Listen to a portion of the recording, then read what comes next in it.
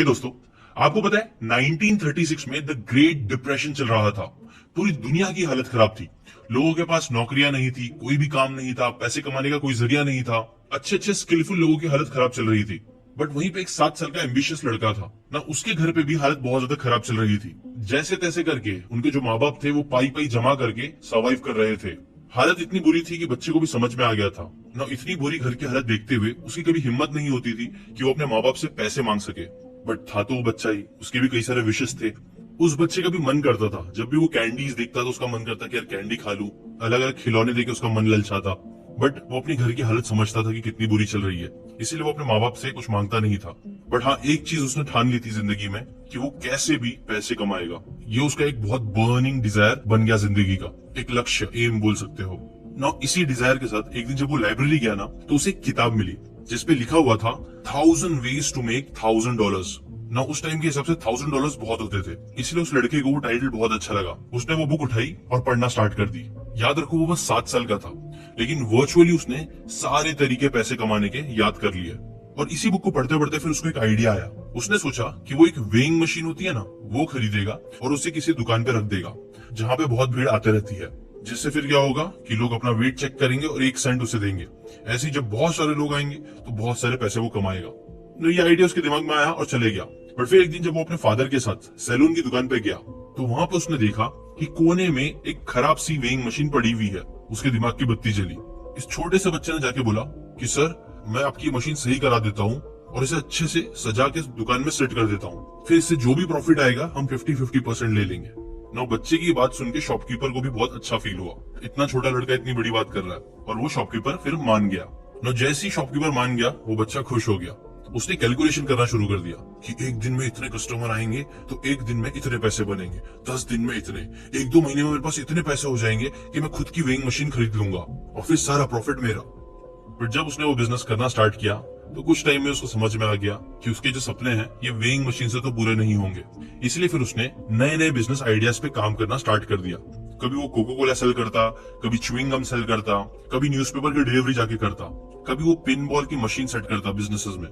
फिर उसने golf ball का बिजनेस करा, उसने फार्मिंग भी करी। ऐसे कई सारी अलग अलग बिजनेसेस उन्होंने किए। जब पूरी दुनिया इकोनॉमिक क्राइसिस में थी तब वो ये सारी चीजें ट्राई कर रहा था। और देखते ही देखते 18 साल बीत गए। अभी तक ज्यादा कुछ नहीं हुआ, वो बहुत अमीर नहीं बना, लेकिन इतनी सारी चीजें करने की वजह से उसका जो बिजनेस का सेंस था वो बहुत इंप्रूव हो गया। आपको पता है ये जो लड़की की कहानी मैं आपको बता रहा हूँ वो कौन था? वेल, वो थे हमारे प्यारे वॉरेन बफेट जी, जो बोलते हैं कि एक किताब ने उनकी भी जिंदगी बदल के रख दी, जिसकी वजह से वो बिजनेसेस में इतना इंटरेस्ट लेने लग गए और फिर एक इन्वेस्टर भी बने।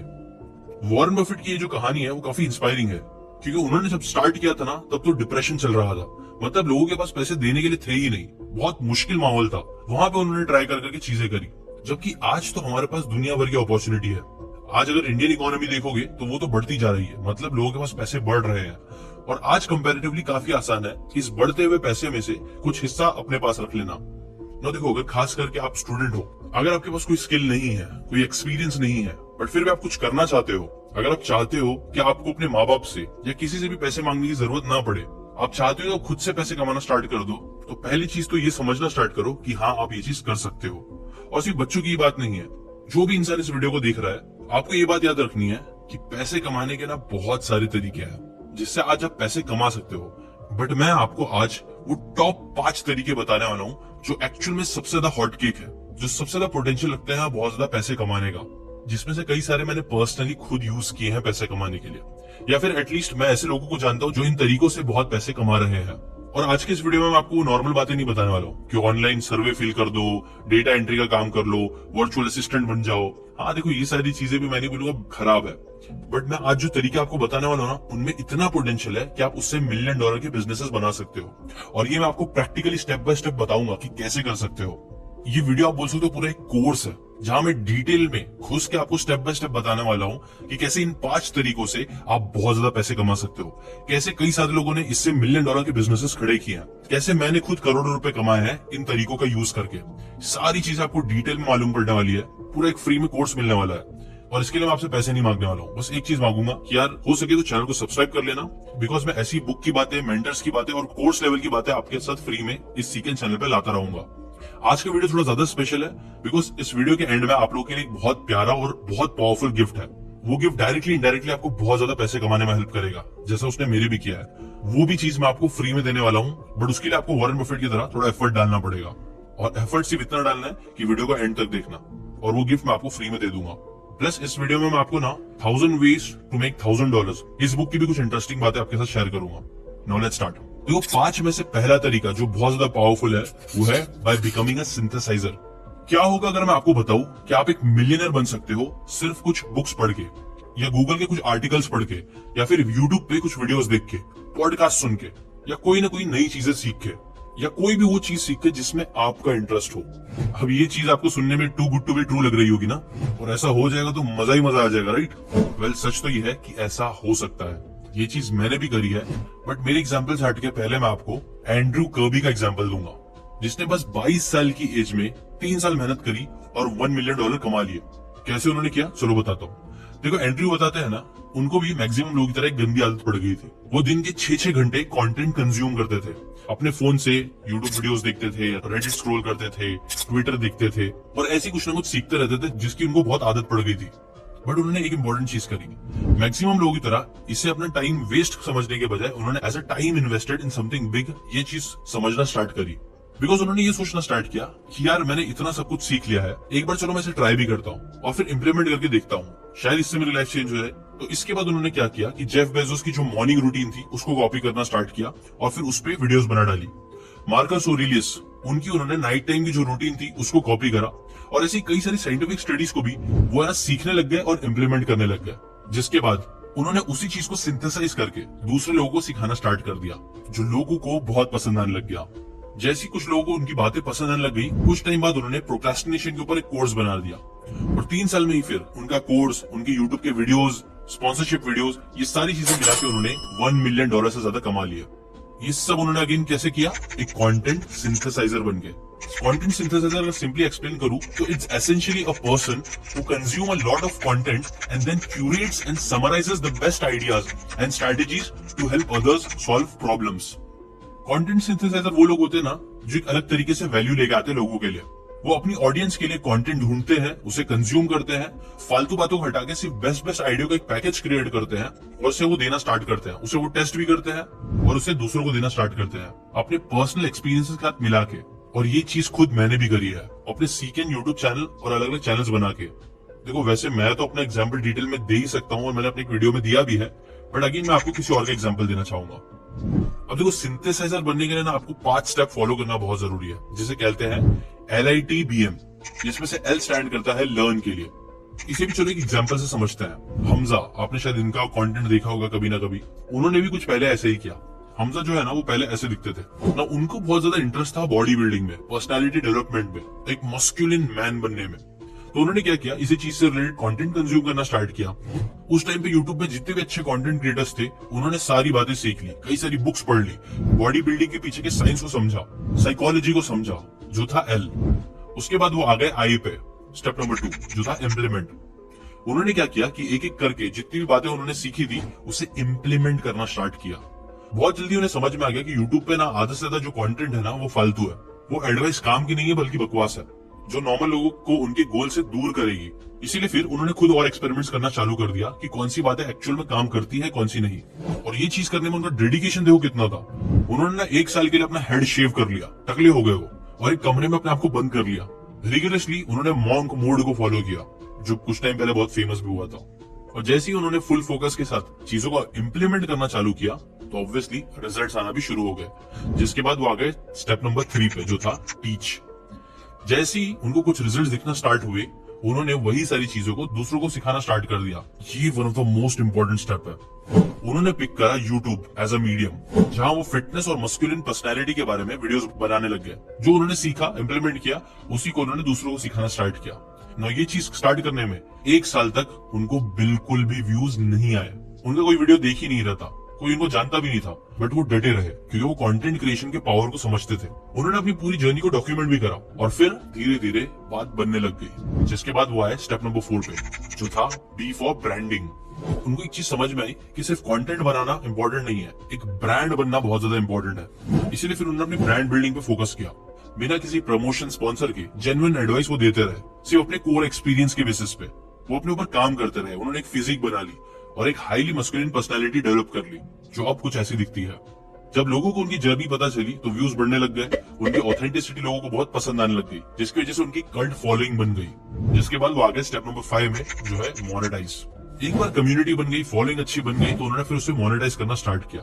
एक कम्युनिटी बिल्ड करने के बाद उन्होंने एडोनिस स्कूल लॉन्च करी, जहां वो ऐसे आदमियों को एनरोल करते थे जो एवरेज थे या फिर वीक थे, जो खुद को एक स्ट्रॉन्गर और हाईली मस्कुलिन मैन बनाना चाहते थे। और यहीं से हमजा ने मिलियंस कमाए, जहां वो हर महीने के $1 लाख से $2 लाख कमाने लग गए।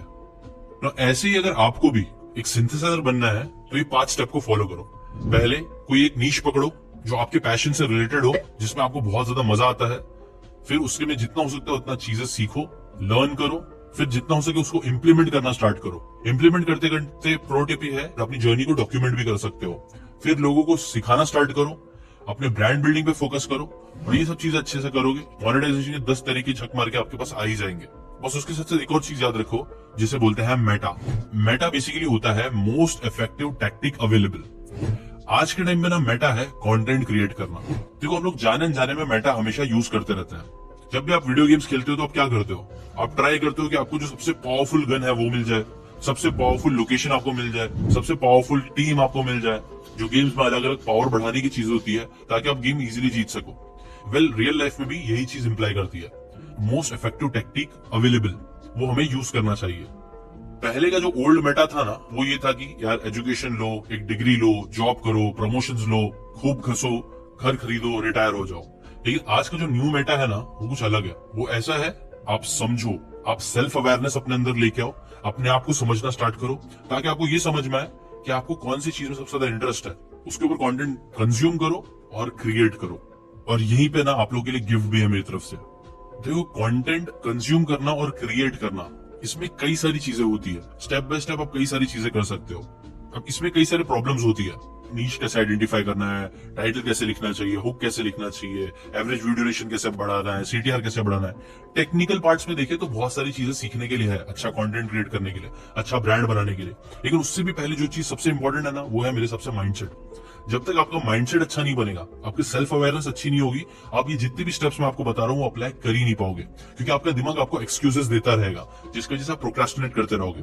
और इसी प्रॉब्लम के सोल्यूशन के लिए ना मैंने आप लोगों के लिए कोर्स क्रिएट किया है, एक 7 डेज चैलेंज का कोर्स, जिससे आप अपने सारे मेंटल ब्लॉकेजेस को खत्म कर सकते हो पूरी तरीके से, जिससे आप एक्चुअल में एक्शन लेना स्टार्ट कर पाओगे। ये जो 7 डेज का कोर्स है वो ऑब्वियसली मैं थाउजेंड्स ऑफ रुपीज में बेच सकता था, जैसे बहुत सारे लोग बेच रहे हैं, लेकिन मैं आप लोगों के लिए ये जो कोर्स है ना, वो सिर्फ 7 दिन के लिए मैं फ्री रखने वाला हूँ। 7 डेज चैलेंज का कोर्स है, उसके बाद उसकी कॉस्ट हो जाएगी 2000 रुपए। आप जाके वो फ्री कोर्स अवेलेबल ले लो और मेरे साथ वो 7 दिन का चैलेंज करो। इससे आप है ना सिर्फ कंज्यूमर से हटके क्रिएटर बनने लग जाओगे, और ये जितनी भी बातें बताई गई ना वीडियो में, वो इम्प्लीमेंट करना आपकी स्टार्ट हो जाएगी। ठीक है, तो चलो मिलते हैं उस कोर्स में। अगर आपको अमीर बनना है तो स्टार्ट यूजिंग दिस प्रिंसिपल, जिसे बोलते हैं sales skills you don't have.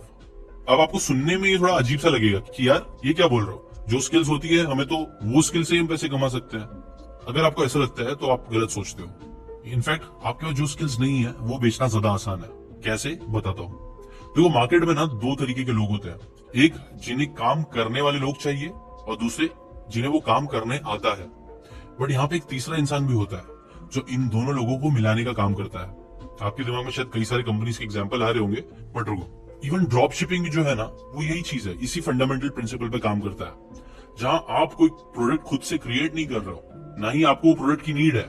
आप बस क्या करो, एज अ मीडिएटर, किसी एक इंसान ने प्रोडक्ट बनाया और किसी एक इंसान को प्रोडक्ट चाहिए था, आप बीच में आके वो दोनों को एक दूसरे से मिलाते हो और बीच में अपना कट रख लेते हो, जिससे आपको बहुत फायदे होते हैं। जैसे कि आपको खुद को प्रोडक्ट बनाना नहीं पड़ता है, शिपिंग का झंझट मारी नहीं है, कोई इशू नहीं है। आपको सिर्फ करना है सही लोगों को सही लोगों से मिलाना। अब यहाँ इंटरेस्टिंग बात ये है ना कि कस्टमर को लग रहा होता है कि वो आपसे खरीद रहा है, बट आपको पता होता है कि यहाँ पे आपका कोई इतना कुछ काम था नहीं, आप तो सिर्फ एज अ मीडिएटर वहां पे थे। अब यहाँ पे भी ना आप ब्रांड बना के बहुत पैसे कमा सकते हो। एक एग्जांपल देता हूँ, जैसे कि अमेजोन से जब इंसान कोई खरीदता है तो वो ये नहीं बोलेगा कि मैंने इस सेलर से खरीदा है, वो बोलेगा आपको अमेजोन से खरीदा है। ऐसे ही अब देखना, ओला, उबर, जोमैटो, स्विगी, हर जगह ये मीडिएटर वाला काम बहुत अच्छे से चल रहा है, जो आप कर सकते हो। लेकिन यहाँ पे ना आपको प्रोडक्ट से रिलेटेड एक काम करने में आपको सजेस्ट नहीं करूंगा, क्योंकि उसमें बहुत कंपटीशन है, बहुत ज्यादा इन्वेस्टमेंट और बहुत प्रॉब्लम्स आ सकती है। बेटर ये है ना कि आप इसी स्ट्रेटेजी को सर्विसेज के लिए यूज करना स्टार्ट करो। कैसी सर्विसेज? वेल, जो सर्विसेज में आपका मन करे, जिसमें भी आपका इंटरेस्ट हो, वो चीज से रिलेटेड आप ये वाला प्रिंसिपल यूज कर सकते हो। जैसे कि for example video editing, animation, digital marketing, website development, YouTube growth, social media management, software development. आपको इनमें से कोई भी एक चीज पकड़नी है जो आपको इंटरेस्टिंग लगती है। जैसे कि फॉर एग्जांपल समझो हमने वीडियो एडिटिंग पकड़ लिया। अब आपको तो प्रोफेशनल वीडियो एडिटिंग नहीं आती है, लेकिन आपको पता है कि बहुत सारे लोग हैं जिन्हें प्रोफेशनल वीडियो एडिटर्स की नीड है, बराबर है। तो अब आपको क्या करना है? वो 3 स्टेप फॉलो करना है आपको, simple. Step number 1, build a profile. सबसे पहले एक ढासूसी प्रोफाइल बनाओ जो दिखाए कि यार आप वीडियो एडिटिंग के कितने बड़े बादशाह हो। जिसके लिए आप चैट जीपीटी और एआई का यूज कर सकते हो राइटिंग करने के लिए, बायो लिखने के लिए, डिस्क्रिप्शन लिखने के लिए, ठीक है। और प्रोफाइल आपको कहां बनानी है? वेल, आपको मैं स्टेप बाय स्टेप बता रहा हूँ। सबसे पहले आप क्रिएट करो लिंक्डइन पे। वहां पे काफी अच्छे लोग आपको मिल सकते हैं जो पे करेंगे। ट्विटर, इंस्टाग्राम, फेसबुक, ऐसे सीक्वेंस में आप एक्चुअल में बनाओ। अब आपको है ना एक और इम्पोर्टेंट चीज करनी है। आपको फिगर आउट करना है कि इस टाइप की वीडियो एडिटिंग की सर्विसेज आप सामने वाले इंसान को प्रोवाइड करने वाले हो, क्योंकि वीडियो एडिटिंग में भी बहुत सारे टाइप्स होते हैं, ठीक है। चलो अभी की एग्जांपल ये समझते हैं कि आप है ना short form video editing service provide करने का सोच रहे हो, जहां आप लोगों को 1 मिनट के अंदर के वीडियोस एडिट करने में आपकी एक्सपर्टीज है और आप उसमें काम करोगे, ठीक है। Riches are in the niches. तो ऐसी सर्विसेज में अगर आप नीश पकड़ लोगे तो आप काफी पैसे कमा सकते हो। अब ऑब्वियसली आपको अगर अच्छी वेबसाइट क्रिएट करनी है, अपना प्रोफाइल बनाना है, तो आपको अपना काम भी डालना पड़ेगा। बट आपको तो काम आता नहीं है वीडियो एडिटिंग अच्छे से, तो आप क्या करोगे? यहाँ पे आता है step number 2, get contractors. Contractors basically वो लोग हैं जिनके पास वो स्किल है जो आप बेचोगे। यहाँ पे जैसे कि फॉर एग्जांपल है वीडियो एडिटर्स। आपको अब वीडियो एडिटर्स ढूंढना है, और गेस व्हाट, वीडियो एडिटर्स ढूंढना कंपैरेटिवली काफी आसान है। अगेन यहाँ पे आप लिंक्डइन का यूज कर सकते हो वीडियो एडिटर्स के लिए। कई सारी जो वेबसाइट्स है ना, फाइवर और ये सारी चीजें, वहां से भी जुगाड़ू तरीका है, लेकिन काफी लोग कॉन्टेक्ट कर लेते हैं। अभी सिंपल रखने के लिए चलो लिंक्डइन का एग्जांपल लेते हैं। आप लिंक्डइन पे जाते हो, वहां पे वीडियो एडिटर सर्च करना स्टार्ट करते हो, उनको मैसेजेस करना स्टार्ट करते हो, और उनका पोर्टफोलियो आप मांगना स्टार्ट करते हो। और यहाँ पे आप फिर छांटना स्टार्ट करो कि कौन अच्छा काम करता है, कौन अच्छा काम नहीं करता है। आप चाहिए तो कुछ लोगों से सैंपल बनवा भी सकते हो, और लोग बना भी देंगे, क्योंकि उनको तो चाहिए कि वो अपनी सर्विसेज बेचे। इसके अलावा एक और जगह कॉन्ट्रैक्टर्स ढूंढ सकते हो, जो है फाइवर, अपवर्क, फ्रीलांसर्स। यहाँ सारे वही लोग मिलेंगे जिन्हें वो काम आता है। और यहाँ पे ना इंटरेस्टिंग बात ये है, यूजुअली लोग आपको बोलेंगे कि आप जाओ फाइवर, अपवर्क, यहाँ पे जाके ना अपनी स्किल्स बेचो। बट जो लोग को स्किल्स आती है उनको मालूम है ये सब जगह से अच्छे काम मिलना कितना मुश्किल होता है, और रेगुलरली तो काम अच्छे से मिल ही नहीं पाता है। ऑन द अदर हैंड, यहाँ पे ऐसे कई सारे लोग मिल जाएंगे जिनके स्किल्स है, तो यहाँ से भी आप कॉन्ट्रैक्टर्स ढूंढना स्टार्ट कर सकते हो। बस इन कुछ तरीके से आपको कई सारे कॉन्ट्रैक्टर्स मिल जाएंगे। जब आपको कॉन्ट्रैक्टर अपने मनपसंद के मिल जाए तो उनके सैंपल्स लो और अपनी वेबसाइट पे डाल दो। फिर आता है थर्ड स्टेप, जो है अप्रोचिंग क्लाइंट्स। अब आपको ऐसे लोगों को ढूंढना है जिन्हें इस टाइप की वीडियो एडिटिंग की रिक्वायरमेंट है। अब ऐसे लोग कहाँ मिलेंगे? अगेन 2 अच्छे रास्ते हैं। लिंक्डइन, जैसे कि मैंने आपको पहले ही बताया, यहाँ पे कई सारे बिजनेस वाले इंडिविजुअल्स रहते हैं, प्रोफेशनल लोग होते हैं, जो अपना काम कराने में इंटरेस्टेड होते हैं, जिनके पास पैसे भी होते हैं। तो याद रखो, यहाँ पे आप है ना लिंक्डइन पे जरूरी नहीं कि सिर्फ आप बेचने की कोशिश करो, यहाँ पे आप लोगों से अच्छे रिलेशनशिप भी डेवलप करना स्टार्ट कर सकते हो, जो आपको आगे भी बहुत काम आएंगे। और सेकंड तरीका है जो बहुत पावरफुल है लेकिन बहुत ज्यादा अंडररेटेड है, वो है कोल्ड ईमेलिंग। आपको एक शॉकिंग बात बताऊं, दुनिया भर में ना 4.258 बिलियन एक्टिव ईमेल यूजर्स है, और 99% ईमेल यूजर्स हर दिन अपना ईमेल चेक करते हैं। यस, 99%। जब मैंने भी ये नंबर पढ़ा तो मुझे काफी शॉक लगा। बट इसका मतलब ये है, अगर हम लोग थोड़ा ईमेलिंग सीख जाए, ईमेल मार्केटिंग सीख जाए, इससे हम सही लोगों तक बहुत अच्छे से पहुंच सकते हैं। हो सकता है कि लोग सोशल मीडिया डेली ना यूज करें, लेकिन ईमेल ऐसी चीज है जो यूजुअली लोग यूज करते ही रहते हैं। और अच्छी बात यह है कि अगेन एआई आ चुका है, एआई की हेल्प से आप अच्छे ईमेल्स क्रिएट कर सकते हो। अब यहाँ पे मैं आपको एक हैक बताता हूँ जो बहुत से लोग यूज नहीं करते हैं, गलती करते हैं। जब भी आप क्लाइंट को अप्रोच करते हो तो लोग बड़ा सा, बहुत अच्छा सा ईमेल लिखते हैं, बड़ा सा लिखते हैं, बड़ी बड़ी बातें करते हैं, और फिर एंड में लिखते हैं कि क्या मैं आपके लिए एक फ्री सैंपल बना दूं, जबकि एक मिस्टेक है। आपको क्या करना है कि आपको सबसे पहले ही, अगर आपको लगता है कि वो क्लाइंट है जो बहुत अच्छा है, आप ट्राई करो कि पहले ही उन्हें एक कस्टमाइज्ड सैंपल बना के भेज दो। बिकॉज हो सकता है कि आपका ईमेल वो लोग एक ही बार जिंदगी में पढ़े, और पहला ईमेल पढ़ते ही उनको ये समझ में आए कि सारी बातें आपके बारे में जान ली, और एंड में फिर आपने लिखा फ्री सैंपल प्रोवाइड करो, तो बहुत ज्यादा चांसेस है कि शायद वो रिप्लाई करे भी ना। तो अगर आप कस्टमाइज करके अच्छा सा सैंपल भेज दोगे, इससे कन्वर्जन की प्रोबेबिलिटी बहुत ज्यादा बढ़ जाएंगे। बस यहीं से कॉन्टेक्ट करना स्टार्ट करो। आपको एक ना एक क्लाइंट तो इस मेथड से मिल ही जाएगा, जिसके बाद फिर आप कॉन्ट्रैक्टर को वही वाला काम दो, अपना कट रखो, काम करवाओ, और एज अ मीडिएटर क्वालिटी को चेक करते हुए उस बंदे को, उस जो बिजनेस ओनर था, उसको कैसा वीडियो चाहिए उसके पर्सपेक्टिव से समझते हुए उसे वो वाला वीडियो प्रोवाइड करो। क्योंकि ये भी एक प्रॉब्लम होती है, कई बार जो क्रिएटर्स होते हैं ना, क्रिएटिव लोग होते हैं, वो लोग चीजों में इतना घुस जाते हैं कि वो लोग समझ ही नहीं पाते हैं कि सामने वाले इंसान को चाहिए क्या। कम्युनिकेशन का बहुत इश्यूज होता है। तो एज अ मीडिएटर जब आप ये काम भी करोगे तो आप बेटर आउटपुट क्रिएट कर पाओगे दोनों लोगों के लिए। अब कई लोगों के दिमाग में यहाँ पे एक सवाल आ सकता है कि यार जब कॉन्ट्रैक्टर को सारा काम आता है तो वो खुद क्यों नहीं क्लाइंट से डील कर लेगा। हाँ, हो सकता है कि वो करने भी लग जाए। इसीलिए ये बहुत जरूरी है कि आप अपना पर्सनल ब्रांड स्ट्रांग बना के रखो, अपनी पोजीशनिंग स्ट्रांग करके रखो, मार्केट में अपना नाम बना के रखो। क्योंकि एट द एंड कई बार लोगों को लगता है it's all about videos and that skill. नहीं, उससे ज्यादा जो चीज इंपॉर्टेंट है ना वो है कम्युनिकेशन, रिलेशनशिप, जो कई बार क्रिएटिव लोग इतना अच्छे से नहीं कर पाते हैं क्योंकि लोग चीजों में घुसे हुए होते हैं। जाकिर खान ने एक बात बोली थी ना, दुनिया में काम करने वालों की कमी नहीं है, काम में 19-20 चल जाएगा, इंसान अच्छा होना चाहिए। अब इसके आगे मैं एक और बात ऐड करना चाहूंगा कि इंसान कितना अच्छा है, ये बात है ना उसके पर्सनल ब्रांड से साबित होती है। हो सकता है कि वो है ना रियल लाइफ में कमीना इंसान हो, लेकिन उसने पर्सनल ब्रांडिंग इतनी स्ट्रांग बना के रखी है कि अच्छे अच्छे लोगों को छोड़ के लोग उनके पास ही जाएंगे। इसलिए अगेन सोशल मीडिया का यूज करके पर्सनल ब्रांडिंग भी अच्छी करो। वो कैसे करना है, डायरेक्टली इनडायरेक्टली मैंने वो जो कोर्स बनाया है, अगेन जो मैंने 7 डेज चैलेंज का फ्री कोर्स बनाया, वो जाके जरूर चेकआउट कर लेना। अब आते हैं थर्ड वे टू अर्न, वो है SMMA, यानी हमारी सोशल मीडिया मार्केटिंग एजेंसी। आप चाहो या ना चाहो, आप इस क्रिएटर इकोनॉमी का पार्ट बन चुके हो, जहां 200 मिलियन कंटेंट क्रिएटर्स हैं और लेटेस्ट डेटा के अकॉर्डिंग ये इन्फ्लुएंसर मार्केट है ना $21 बिलियन से ज्यादा की बन चुकी है। हर एक सेकंड में 8 नए सोशल मीडिया अकाउंट्स बनते जा रहे हैं। हर एक बिजनेस, प्रोफेशनल्स, हर कोई सोशल मीडिया पर आ रहा है और अपना पर्सनल ब्रांड बनाने की कोशिश कर रहा है। बट जैसे ही लोग आते हैं उनको एक चीज समझ में आ जाती है कि यार ये चीज करना इतना आसान नहीं है। कंटेंट क्रिएट करना, उसे मैनेज करना, रेगुलरली डालते रहना, it's not easy and it's very time consuming. और यहीं पे एक मार्केट गैप है, जो गैप बढ़ता ही जा रहा है। सोशल मीडिया पे आना सबको है, लेकिन सबके पास वो टाइम नहीं है कि वो कंटेंट क्रिएट करके रेगुलरली मैनेज करते रहे। और यहीं पे आप आ सकते हो। अगर आप यंग हो तो यूजुअली सोशल मीडिया आप यूज करते ही होंगे। अब जो चीजें आपको आती है ना, कई बार ये वाली चीज जो एडल्ट्स है, स्पेशली जो थोड़े ओल्ड है, उन लोगों को ये सब चीजें नहीं आती है। तो आपके पास ऑलरेडी मतलब एक स्किल है जो आप उनको एज अ सर्विस बेच सकते हो। SMMA में 2 चीजें आती है यूजुअली। एक होता है सोशल मीडिया मैनेजमेंट, जहां पे आप लोगों के बिहाफ में उनका कंटेंट मैनेज करते हो, कंटेंट बनाने में हेल्प करते हो मे बी, या फिर एटलीस्ट पोस्टिंग में हेल्प करते हो, कैप्शंस लिखना, एंगेजमेंट बढ़ाना, ये सारी चीजें। अब यहाँ पे भी एक हैक है जो आपको यूज करना चाहिए।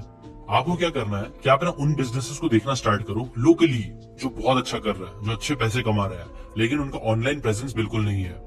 अभी कोई खाने पीने की दुकान हो सकती है, कोई सैलून हो सकता है, कारपेंटर की दुकान भी हो सकती है, हॉस्पिटल हो सकता है, कुछ भी हो सकता है। आपको क्या करना है कि आपको इनको रीच आउट करना स्टार्ट करना है। आपको बताना है कि सोशल मीडिया कितना पावरफुल है, कि कैसे उनके जैसे ही कई सारे बिजनेस ओनर्स जो है, उनकी ही नीश वाले कंटेंट क्रिएट कर रहे हैं और अपना धंधा 10x 100x बढ़ा रहे हैं, और कैसे आप भी उनकी हेल्प कर सकते हो वही चीज उनको अचीव कराने में। यहाँ पे आपको ट्राई करना है थोड़ा फोमो क्रिएट करने का, फियर ऑफ मिसिंग आउट, कि कैसे वो नहीं आके सोशल मीडिया पे अपना काफी सारा लॉस कर रहे हैं। अब यहाँ पे भी एक हैक का यूज कर सकते हो आप, जिसे मैं बोलता हूँ make a rich man richer and take your cut. आपको क्या करना है कि आपके आसपास जो भी बिजनेसेस बहुत अच्छा कर रहे हैं ना, उनके पास जाओ और उन्हें अप्रोच करना स्टार्ट करो। उन्हें बताओ कि कैसे उनका बिजनेस, उनका प्रोडक्ट बहुत अच्छा है, बट ऑनलाइन ना आके वो अपना बहुत ज्यादा लॉस करवा रहे हैं। आपको यहाँ पे एक फोमो क्रिएट करना है, उनको बताना कि कैसे दूसरे जो उनके कॉम्पिटिटर्स है या अलग अलग लोग हैं उसी बिजनेस नीश के, वो लोग कंटेंट क्रिएट करके 10x 100x कर रहे हैं अपना बिजनेस, और वो मिस कर रहे हैं ये चीज। बस अगर आप ये चीज अच्छे से कर लोगे ना, थोड़ा प्रॉब्लम हो सकता है, बट ट्रस्ट मी, मेरे एक टीम मेंबर का दोस्त है, उसने यही चीज करा और उससे वो बहुत पैसे कमा रहा है। स्टार्टिंग में शायद आपको बहुत ज्यादा रिजेक्शन मिले, लेकिन एक बार आप थोड़ी वो सेल्स टेक्निक सीख जाओगे ना, तो इधर से भी आप काफी सारे क्लाइंट्स को क्लोज कर सकते हो। यह है एक एंगल। अब यहाँ पे दूसरा एंगल भी आता है, जिसे बोलते हैं इन्फ्लुएंसर मार्केटिंग। इन्फ्लुएंसर मार्केटिंग में ज्यादातर लोग क्या गलती करते हैं, वो लोग सोचते हैं कि डायरेक्टली ना मैं बड़े बड़े कंटेंट क्रिएटर्स को रीच आउट करूं। अब इन्फ्लुएंसर मार्केटिंग क्या होता है, जरा सिंपली समझ ले तो देखो, एक तरफ आपको पता होगा बहुत सारे क्रिएटर्स डेली बन रहे हैं, डेली वीडियोस बना रहे हैं, जिनको लाखों व्यूज आते हैं, थाउजेंड्स ऑफ व्यूज आते हैं। वही दूसरी तरफ आपको पता है ऐसे कई सारे बिजनेसेस है जिनको अपने प्रोडक्ट और सर्विसेज को प्रमोट करना है, लेकिन उनको इतने व्यूज नहीं आते हैं। तो उनको क्या चाहिए कि वो लोग ऐसे इन्फ्लुएंसर्स के पास जाए और उनकी हेल्प के थ्रू अपने प्रोडक्ट और सर्विस की मार्केटिंग करवाए, और यही लेन देन में पैसा भी एक्सचेंज होता है। अब यहाँ पे ना अगेन मार्केट गैप बहुत बड़ा है, बट लोग यही गलती करते हैं ना कि वो लोग डायरेक्टली इन्फ्लुएंसर मार्केटिंग सोचते हैं तो बड़े बड़े कंटेंट क्रिएटर्स के बारे में सोचते हैं कि चलो उन्हें रीच आउट करते हैं, उन्हें लेंगे और बड़ी बड़ी कंपनीज को लेंगे, दोनों को मिलाएंगे और पैसे कमाएंगे। नहीं, गलत अप्रोच है। आपको क्या करना है कि आपको छोटे इन्फ्लुएंसर्स को पकड़ना है, जिनको शायद फ्यू थाउजेंड्स ऑफ व्यूज आ रहे हैं, और वहीं पे दूसरी तरफ देखना है कि कौन से ऐसे ब्रांड्स है जो थोड़ा बहुत एक्सपेरिमेंट करके पैसे डालने के लिए तैयार है। इन दोनों को मिलाना स्टार्ट करो और धीरे धीरे बड़ी चीजें हो सकती है। जैसे कि फॉर एग्जांपल मेरा टीम मेंबर ही बता रहा था कि कैसे वो कैट से रिलेटेड वीडियोस पोस्ट कर रहा था ना, उसको बहुत ज्यादा व्यूज तो नहीं आते, थाउजेंड्स ऑफ व्यूज आते हैं, लेकिन इन थाउजेंड्स ऑफ व्यूज आने के बाद भी ब्रांड ने खुद से उन्हें कांटेक्ट करना स्टार्ट कर दिया। उन्होंने उनके लिए कैब करी, उनके लिए खाना पीना किया, मतलब हर चीज उन बिजनेस ओनर्स ने उसको फ्री में दिया, जिससे उसे एक चीज समझ में आई कि यार ये जो अभी भी कैट से रिलेटेड इंडस्ट्री है ना, वो बहुत ज्यादा अनफुलफिल्ड है। जैसे कि फॉर एग्जांपल अगर आप एक कैट का पेज बनाते हो तो आप उन ब्रांड्स को कांटेक्ट करना स्टार्ट करो जो पेट से रिलेटेड है। अगर आपके पास पेज नहीं है तो भी आप अगेन यहाँ पे भी वो स्मार्टनेस यूज कर सकते हो। सेकंड पॉइंट वाली, ऐसे लोगों को रीच आउट करना स्टार्ट करो जिनके पास ऑलरेडी कैट का पेज है और बीच में अपना कट लो। अब ये वाला जो आपको मैं एग्जांपल बता रहा हूँ वो बहुत पावरफुल है। पेट का मार्केट बहुत बड़ा है और इंडिया में अभी भी इसमें ना बहुत बड़ा गैप है। आपको पता है $9.95 बिलियन का मार्केट हो चुका है इंडिया में पेट प्रोडक्ट से रिलेटेड, जबकि पेट की मार्केटिंग के लिए अभी भी सोर्सेज बहुत कम है। तो ऐसे अकाउंट्स बहुत तेजी से ग्रो कर रहे हैं जो पेट से रिलेटेड कंटेंट क्रिएट कर रहा है, तो आप ये भी कर सकते हो, यहाँ पे भी हाथ पैर मार सकते हो। नेक्स्ट एक बहुत ही इंपॉर्टेंट तरीका पैसे कमाने का वो है सेल डिजिटल प्रोडक्ट्स। अब डिजिटल प्रोडक्ट्स कई सारे अलग अलग टाइप के होते हैं, जैसे कि डन फॉर यू प्रोडक्ट बना दो जहां पे आप टेम्पलेट्स बना के बेच सकते हो, फुल्ली डिजाइन वेबसाइट बना के बेच सकते हो, डन विथ यू कर सकते हो जहां पे आप कोचिंग प्रोग्राम्स दे सकते हो, लोगों को कोच कर सकते हो, सिखा सकते हो रेगुलर बेसिस पे, या फिर डू इट और योरसेल्फ भी कर सकते हो। आप ई बुक्स क्रिएट कर सकते हो, ऑनलाइन कोर्सेज बना सकते हो, आप SaaS प्रोडक्ट क्रिएट कर सकते हो, मतलब सॉफ्टवेयर एज अ सर्विस।